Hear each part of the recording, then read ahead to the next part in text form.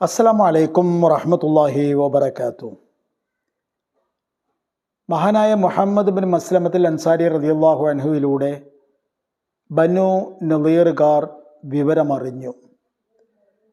തുടക്കത്തിൽ അവർ ഭയചകിതരായി എന്നത് സത്യമാണ്. കാരണം അവരുടെ മുമ്പിൽ അനുഭവങ്ങളുണ്ട്. മുസ്ലിമീങ്ങൾ ഒന്ന് വിചാരിച്ചാൽ അത് നടപ്പിലാവും, അവർ നടപ്പിലാക്കാൻ കഴിയും. അതിനാവശ്യമായ സാമൂഹ്യ ശക്തി അവർക്ക് മദീനയിൽ ഉണ്ട്. അതുകൊണ്ട് തങ്ങൾ നാട് വിടേണ്ടി വരും, സംശയമില്ല, സന്ദേഹമില്ല.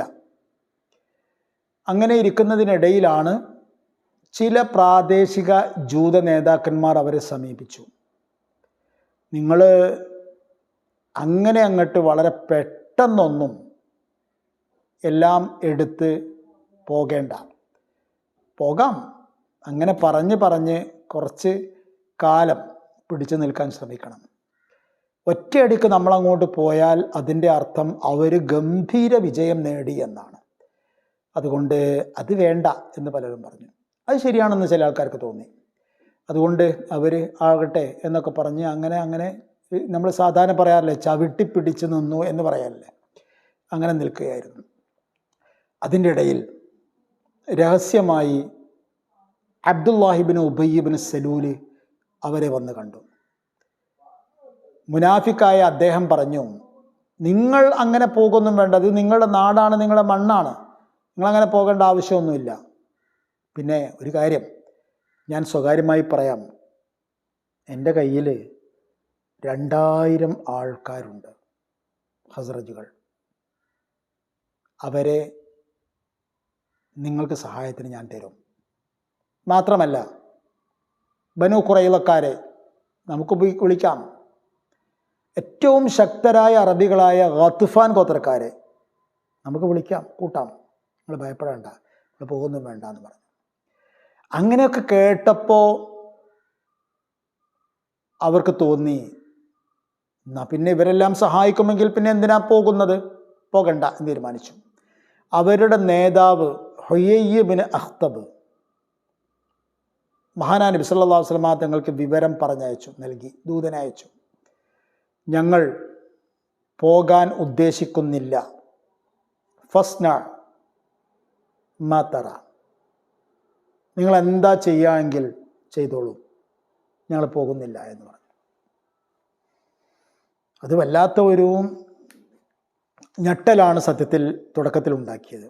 പക്ഷേ മഹാനായ നബി സല്ലല്ലാഹു അലൈഹി വസല്ലം തങ്ങൾ പറഞ്ഞു, നമ്മൾ അള്ളാഹുവിൻ്റെ ഭാഗത്ത്, അള്ളാഹുവിൻ്റെ പാശത്തിൽ നിന്നുകൊണ്ട് മുന്നേറുന്നവരാണ്, നമ്മളെ അള്ളാഹു സഹായിക്കും. നബി അങ്ങനെ ഒരു മട്ടും ഭാവവും മാറി സ്വീകരിച്ചപ്പോഴേക്കും എല്ലാവരും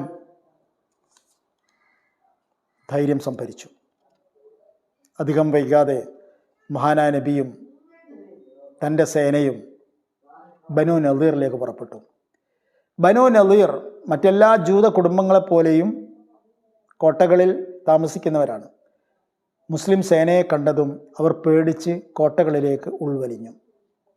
കോട്ടയുടെ ഉള്ളിൽ നിന്ന് അവർ പുറത്തേക്ക് പല ആക്രമണങ്ങളും നടത്തി നോക്കി. പുറത്ത് നിൽക്കുന്ന മുസ്ലിം സേന അകത്തേക്കും പല ആക്രമണങ്ങളും നടത്തി നോക്കി. ചെറിയ ചെറിയ ആക്രമണങ്ങൾ, പേടിപ്പിക്കുക എന്ന അർത്ഥത്തിൽ മാത്രമുള്ളത്. പക്ഷേ മുസ്ലിമീങ്ങൾ ഹിസാർ, ഉപരോധം പ്രഖ്യാപിച്ചു. അങ്ങനെ അവർ അവരുടെ കോട്ടയുടെ ഉള്ളിൽ, മുസ്ലിമീങ്ങൾ ആയുധധാരികളായി കോട്ടയുടെ പുറത്തും. ഒരു ദിവസം കഴിഞ്ഞു, 2 ദിവസം കഴിഞ്ഞു, 3 ദിവസം കഴിഞ്ഞു, അങ്ങനെ ഏതാനും ദിവസങ്ങൾ കഴിഞ്ഞു. ഒരഭിപ്രായത്തിൽ 6 ദിവസം കഴിഞ്ഞപ്പോൾ എന്നാണ്, മറ്റേ അഭിപ്രായത്തിൽ 15 ദിവസം കഴിഞ്ഞപ്പോൾ എന്നാണ്. അവർക്ക് മനസ്സിലായി തങ്ങൾക്ക് പിടിച്ചു നിൽക്കാൻ കഴിയില്ല എന്ന്. കാരണം അവരുടെ ധൈര്യം ചോർന്നുപോയി. ഈ യഹൂദികൾക്കുള്ള ഒരു ഏറ്റവും വലിയ ഒരു നെഗറ്റിവിറ്റി അതാണ്, അവർക്ക് തീരെ ധൈര്യമുണ്ടാവില്ല. കാരണം അവർക്ക് ഭൗതിക ജീവിതത്തോട് അത്രമാത്രം ആർത്തിയാണ്. ശുദ്ധ ഖുർആൻ ഇത് പറഞ്ഞിട്ടുണ്ടല്ലോ, വലതജിദന്നഹും അഹ്റസന്നാസ് അലാ ഹയാത്ത്. ജീവിതത്തോട് ഏറ്റവും അധികം പ്രതിപത്തിയുള്ളവരാണ് ജൂതന്മാർ. അതുകൊണ്ട് തന്നെ അങ്ങനെ ജീവിതത്തോടും ജീവിതത്തിൻ്റെ അലങ്കാരങ്ങളോടും ഒരുപാട് പ്രതിപത്തിയുള്ള ആൾക്കാർക്ക് വലിയ ധൈര്യമുണ്ടാവില്ല. ധൈര്യം അവർ കാണിച്ചാലും അതൊന്നും നീണ്ടു നിൽക്കുകയില്ല. മഹാനായ നബി സല്ലല്ലാഹു അലൈഹി വസല്ലം തങ്ങളുടെയും സേനയുടെയും മുമ്പിൽ അവർക്ക് കീഴടങ്ങേണ്ടി വന്നു. അവസാനം അവർ കീഴടങ്ങി. അവർ പോകാൻ തയ്യാറായി. കയ്യിൽ കിട്ടിയത് വാതിൽ, ജനൽ, സാധനങ്ങൾ, സാമഗ്രികൾ തുടങ്ങിയതെല്ലാം അവർ ബാക്കിയിട്ടതെല്ലാം മുസ്ലിമീങ്ങൾക്ക് ഗനീമത്ത് ആവുകയും ചെയ്തു. അത് കഴിഞ്ഞു. അപ്പോഴേക്കും മൊത്തത്തിൽ ആ പ്രദേശത്തിൻ്റെ ഒരു ചിത്രം അത് നമ്മളൊന്ന് മനസ്സിൽ വെക്കണം. എന്താണെന്ന് വെച്ചാൽ ശത്രുക്കൾ പുതിയ മാർഗം സ്വീകരിച്ചിരിക്കുന്നു. എന്താണെന്ന് വെച്ചാൽ ചതിപ്രയോഗം.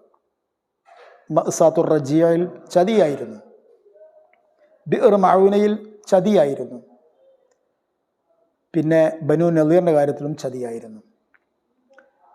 അതോടൊപ്പം തന്നെ പ്രാദേശികമായ അറാബി കുടുംബങ്ങൾ അവർ ഇസ്ലാമിനെ ഭയത്തോടെ കാണാൻ തുടങ്ങിയിരുന്നു. കാരണം ഇസ്ലാം വളരുകയാണ്. ഇസ്ലാം വളർന്നാൽ നീതി വരും, ന്യായം വരും, നന്മ വരും. അപ്പോൾ അറാബികളാണെങ്കിലോ കൊന്നും കൊല വിളിച്ചും വഴി കവർച്ച നടത്തിയും ഒക്കെ ജീവിക്കുന്നത്. അങ്ങനെ ഇനി അധികാലം ജീവിക്കാൻ കഴിയില്ല. അതുകൊണ്ട് അവർ പലരും ഇസ്ലാമിനെതിരെ സംഘടിക്കാൻ തുടങ്ങി. നജ്ദിൽ അങ്ങനെ ഒരു സംഭവമുണ്ടായി ഹിജറ 4 തന്നെ. പക്ഷേ ഇസ്ലാമിക സേന നജ്ദിലെത്തിയപ്പോഴേക്കും അവരോടി ഒളിച്ചു. രണ്ടാം ബദർ എന്ന പേരിൽ അബൂ സുഫിയാൻ്റെ നേതൃത്വത്തിൽ 2000 വരുന്ന മക്കക്കാർ മറ്റൊരു യുദ്ധത്തിന് ഇറങ്ങിയിരുന്നു. പക്ഷേ വഴിയിൽ വെച്ച് അവരുടെ ഹിമ്മത്ത്, മനോധൈര്യം ചോർന്നുപോയി. അതേപോലെ തന്നെ ഷാമിൻ്റെ ഭാഗത്ത് ദൗമത്തുൽ ജന്തൽ, അവിടെയും ഇസ്ലാമിനെതിരെ ഒരു തിരയനക്കമുണ്ടായി. അവിടേക്കും ഇസ്ലാമിക സേനയുടെ കണ്ണും ശ്രദ്ധയും എത്തിയപ്പോഴേക്ക് അവർ പിൻവലിഞ്ഞു. ഇങ്ങനെ പലയിടത്തും കൊച്ചു കൊച്ചു വെല്ലുവിളികൾ ഉയർന്നു. പക്ഷേ ആ വെല്ലുവിളികളെ ഓരോന്നിനെയും നബി സല്ലല്ലാഹു അലൈഹി വസല്ലം തങ്ങൾ തന്ത്രപരമായി നേരിട്ടു, തോൽപ്പിച്ചു. അതുകൊണ്ട് മേഖല ശാന്തമായി. പക്ഷേ അപ്പോഴേക്കും മറ്റു ചിലയിടങ്ങളിൽ ചില തിരയനക്കങ്ങൾ ആരംഭിച്ചിരുന്നു. വസ്സലാമു അലൈക്കും വറഹ്മത്തുള്ളാഹി വബറകാതുഹു.